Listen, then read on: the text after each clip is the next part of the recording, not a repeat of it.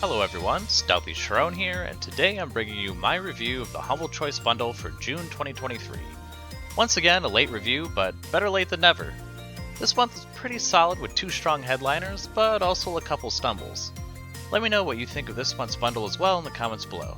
Be sure to check the timestamps for specific games and stay tuned for my final thoughts in the end. Okay, let's get to the review. First up is Meeple Station, a colony builder game similar to something like RimWorld. At a glance, this seems like it could be a decent game, but the more I played, the more I felt I'd rather just devote my time to some other colony builder. Like RimWorld.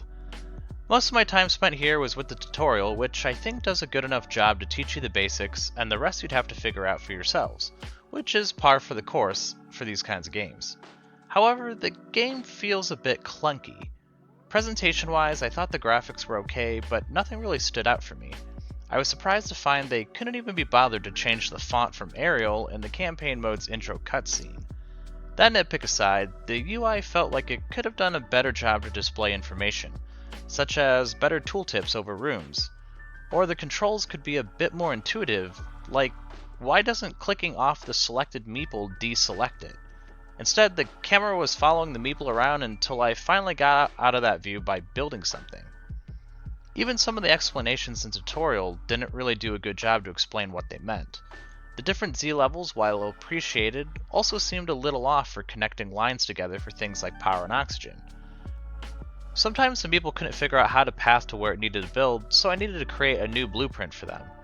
And while I didn't come across any bugs myself, probably because I mainly did the tutorial, many people in the Steam reviews have said otherwise. There might be something fun here, but I have a feeling playing some other similar game will be much more worth your time. Turbo Golf Racing is basically as it sounds. It's a racing golf game. I think the easiest way to think of this is picture Rocket League, but instead of car soccer, it's car golf, and you have a pretty good idea of how this game plays. Even aesthetically, I felt this game was very similar to Rocket League, which isn't really a bad thing. The bright, saturated palettes make the tracks pop and bring in a fun and inviting feel. Gameplay-wise, the driving felt really good, and I never felt like something was off or unfair. If a shot was messed up, it was because of my own error rather than the game's. Surprisingly, this is an early access title, but I didn't feel any sort of early access jank you might find in other games. Since this is also a racing game, the game obviously won't play like golf. Instead, everyone is in a mad rush through each course to try and get their ball in the hole the fastest, and there's no need to worry about the number of times you bump the ball. In each course, there are several power-ups along with your loadout to help you get the ball in faster. If you play multiplayer, players can try and hinder your progress by shooting missiles at you, but I felt this wasn't really an issue too much. The problem, though, is that much of the matches are filled with AI-controlled opponents. At first, I thought I was doing really well, only to find that I wasn't really matching against players, even in ranked mode. That said, there's not much of a problem finding matches because of this. But Steam charts say the game gets about an average of 30 players a day. Which, yeah, ouch. Regardless, I had a lot of fun with this one, and I'm thinking I'll definitely leave it installed to run some matches at least for a little while longer. I imagine this would be a lot better if you had a few friends to play it with, though. Next, we have Grime, a Metroidvania 2D Souls-like set in a really weird alien rock world. You play as some sort of rock person who is trying to get to a palace, I guess? The story details were a bit mum, but I imagine these things unfold the more you play. The game definitely wanted things to feel strange and unknown, allowing the player to discover things on their own rather than directly tell them anything. Which, now that I think of it, is exactly how a Souls-like game is, at least FromSoft ones. Anyway, this game, despite me calling it Souls-like, is more in line with Metroidvania. The Souls-like nature of the game comes from the collection of experience that can be lost on death and the stamina-based combat. Fighting costs stamina, or force as it's called, and you need to watch it, otherwise you won't be able to attack or evade. Parrying is an important part to this game, and in fact, it's so important the game makes sure you know this by starting you with no weapons and teaching you how to parry. This allows you to do a lot of damage, but also absorb enemies. As players continue to absorb their enemies, they can unlock new passive traits. I did come across a couple bugs where I couldn't claim my lost experience points, or mass. Are you starting to see a theme here? But basically, it didn't deter from my time with it. I actually never heard of Grime before this month, so I'm pretty excited to add another fun Metroidvania to my library to play at a later date. Following up is Eternal Threads, which is described as a first-person, story-driven puzzle game of time manipulation. You play as some sort of agent trying to go back in time and fix minor events in order to save the human race in the future via the butterfly effect. It's a pretty crazy start, so I felt there was a bit of whiplash to go from such a high sci-fi opening to a burned-out house in northern England set in 2015. The objective is to prevent the deaths of the 6 tenants by manipulating their choices at certain decision points. This can create branching paths and reveal information to probably make the correct decisions later, or further back in the 1-week timeline that happens before the fire. Luckily, the game makes it easy to change decisions whenever you like in order to see how it affects future events. It's entirely convoluted, but I think that's usually the nature of a time travel story. I found this game to be rather boring though, just wasn't for me. The gameplay involves searching the house, looking at random objects, and hoping one of them provides clues as to how to inform your decisions. However, most of the time is spent watching projections of events that happened in the past. Most of my hour was spent selecting an event to watch, going to the corresponding room, and watching the mundane lives of the tenants. There were only a couple of moments that actually hinted at something more, but otherwise it was fairly uninteresting to me. I'm definitely not the target audience for this, so if you're into these kinds of games, then maybe there's something here for you. If not, then don't bother with it, as I'm sure I won't be going back to it myself. In another sorta colony builder this month, we have Honey, I Joined a Cult. And from the name, you could safely guess that you're not really building a colony, but building a cult. From the start, you could customize your cult from its name to the uniform and even what entity is being worshipped.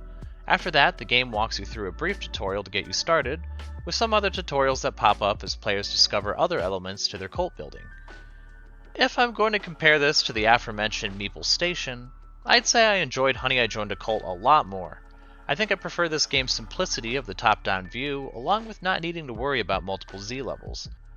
And information was better presented here, making things a lot easier to figure out and decide what I should be doing next. Personally, I don't think Honey, I Joined a Cult really does much that's different from others that have done it before, like Prison Architect or RimWorld. You need to build different rooms to accommodate your growing cult, as well as provide money for your cult's operations in the form of succoring followers. Maybe further along things get more interesting depending on what type of cult you're building, and I suppose the theme of the game is really the driving factor for whether or not a player will stick with this. I can see myself playing this again, but I'm not sure that I'd be coming back to it anytime soon. Following up is Curse of the Dead Gods, a skill-based action RPG roguelite. You're playing some sort of adventure, delving into evil temples and fighting the baddies within.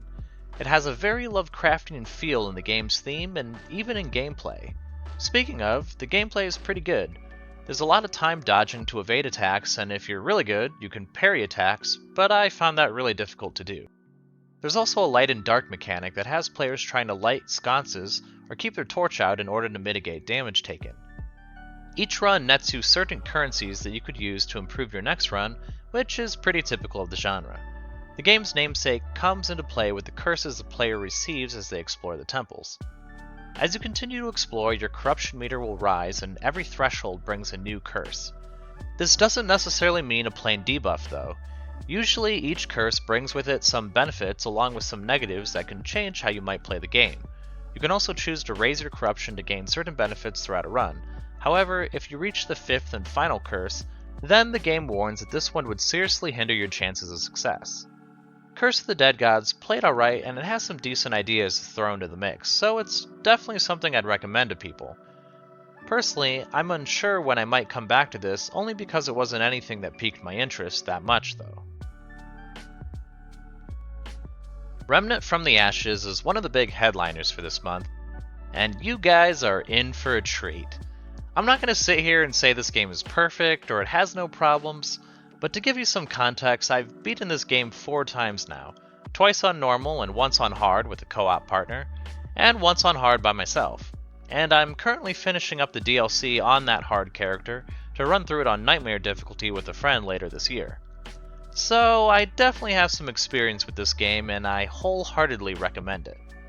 For those who don't know, Remnant is a Souls-like game built around third-person shooting. Dodging and learning attack patterns is still super important though. Combat is fun and fairly satisfying. There are no classes in Remnant, so each person's build is built around their armor, trinket, rings, guns, and mods on the guns. Furthermore, leveling up gives trait points which can be used for a variety of passives. However, these passive traits are only unlocked after doing various things such as beating bosses or doing repeated actions over the course of play. I could see this being a turnoff, but Remnant is a game that encourages multiple runs, so after beating the game for the first time, you gain the access to respec your character so you can tackle higher difficulties. I think some other negatives would be repeated maps and scenery, and many of the bosses being heavy with additional mobs rather than more interesting attack patterns or mechanics. Even with those few things, this is a great game, and although this is true of any game, it's way better playing co-op with a buddy or two. Definitely try this one out if it appeals to you at all. The final game in the bundle is Ghostwire Tokyo. Always happy to see a big AAA title in the monthly choice. Although this one was on Game Pass and PlayStation Plus, so maybe many have already had their share of it. To those who haven't and don't know what this game is, it's an open-world adventure game set in Tokyo. Some weird fog envelops the city, ripping everyone's souls from their body except for Akito, one half of the protagonist the player controls. He is possessed by someone known only as KK, and together they have to stop the people orchestrating these events while also saving Mari, Akito's sister. This has been a game I've been following for a while up until release, and had it on my wishlist ever since. I'll admit, my enthusiasm dropped a bit when I realized that Tango Gameworks wasn't making this a survival horror game like their previous Evil Within titles. And while it might have a creepy atmosphere, Ghostwire Tokyo is definitely not a horror game. I really wanted to play this because I thought the recreation of Tokyo was really well done. While I never visited Tokyo, a lot of detail in places and things reminded me a lot of where I used to live in Japan, so it was a cool thing to see recreated, and I suppose a way for me to vicariously travel to Tokyo. Outside of the game's stunning visuals though, is it any fun? I think the story is compelling enough for me to want to continue playing, and the combat seems alright. However, I had been watching a friend play this recently and noted that the combat doesn't ever really seem to change all that much, and enemy variety seems to be lacking. Also, there's a large open world bloat that may be a turnoff for some, but as long as the rest of the game is fun, I don't really have a problem with ticking things off a map. Despite these things, I definitely see myself coming back to this one to see more of this eerie rendition of Tokyo. Oh, and one other thing to note, but I had some difficulty trying to get this game to play as it kept giving me an error wanting me to install one of the prerequisite packages. If you run into this problem, you'll need to find the associated up-to-date package on Microsoft's website. I did this and had no problems afterwards, but if you need some help, just please feel free to leave a comment below. Okay, let's wrap this up and see if this bundle is worth it or not. I based my rating solely on whether I thought the game was worth playing on about an hour or so of hands-on gameplay. Also, I'd be grateful if you could please give this video a like if you're enjoying it, because that really helps me out with the YouTube algorithm gods. Overall, this was a pretty good month. The two headliners are really strong contenders on their own to pick this bundle up. I'm really happy that more people are going to be able to experience Remnant, especially with the sequel coming out in just a few months. But before I get too ahead of myself, I'd like to give just an update for the next month. As is the case with June, I'll probably be late for the Humble Choice review for July. My family and I will be moving back to Japan shortly, and I don't know if I'll have the time or even internet access right away to be able to complete the review on time. I'll try my best to get it done as quickly as I can, but sorry for the inconvenience. Okay, now let's get into the recommendations. In the must-plays of the month, it's really a no-brainer, but we have Remnant from the Ashes and Ghostwire Tokyo. Remnant from the Ashes is a game that is near and dear to my heart because of the amount of time I put into it, but also because it really is a great game. Absolutely perfect to play with co-op, and it just works instead of having any sort of connection issues or convoluted ways to play with a friend. Ghostwire Tokyo, while it does have some issues as far as I've heard, it does seem to be a really solid game that has a beautiful world to traverse and an interesting story. Moving into the strong recommendations are Grime, Curse of the Dead Gods, and Turbo Golf Racing. Grime was a fun and weird Metroidvania that I think many fans of the genre will enjoy. Curse of the Dead Gods has some unique mechanics it brings to the roguelite table. However, I've said this before, but personally I'm pretty burnt out with roguelites. That said, this one did enough things right for it to be fresh and enjoyable even with the roguelite elements. Finally, Turbo Golf Racing gets placed here because I really enjoyed my time with it. Yeah, it's a dead game with probably no hope of ever recovering, but it was fun. My week recommendation is Honey, I Joined a Cult. This one was good, and I think it might distinguish itself a bit more in the mid to late game, but my first hour with it didn't really suggest to me that it did anything different from similar games like it. In the Don't Bother With section, I have Eternal Threads and Meeple Station. Eternal Threads wasn't that interesting for me. The story was too slow to go anywhere, and I found it rather tedious to have to continually go into the menu, select the next event, and walk to the area in the house to see it. Meeple Station just felt janky and a bit confusing to play. If we're looking solely at what was better in this genre this month, then Honey, I Joined a Cult would be the better option to play. And that wraps up my thoughts on this month's bundle. A good month with some great titles and some not so great. Do you agree with my thoughts? What games, if any, are you looking forward to playing? Let me know what your thoughts are, or if there are any different recommendations you'd make in the comments below. I hope this video helped you in some small way, and if it did, then please consider leaving a like, comment, subscribe, or whatever it is you feel like doing. Thanks for watching, and have a nice day.